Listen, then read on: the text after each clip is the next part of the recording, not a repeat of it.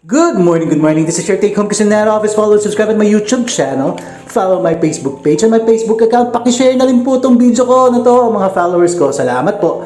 Ngayong araw na to, gagawa po tayo ng ating tofu or tokwa sisig na napaka-easy at napakadali. Unang gagawin natin, slice and dice our tofu into small pieces and cubes, okay? Then, prep your onions, slice it at a master chef level. Just like that, over and under.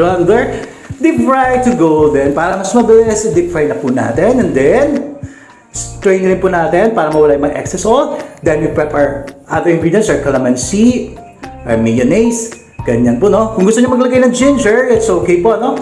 Then, put 1/8 cup of soy sauce. Mix the calamansi juice. Put on sugar, pepper, and MSG. Pero pag matamis po yung mayonnaise, kahit huwag na kayo mag-sugar, okay? Unsweetened po kasi yung mayonnaise, kaya hindi ako nag-sugar.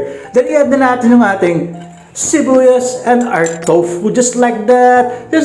Mix well. And then, put on your mayo again. Just like that po. Oh, yan. Yummy. Ay, sarap ng sisig. At healthy.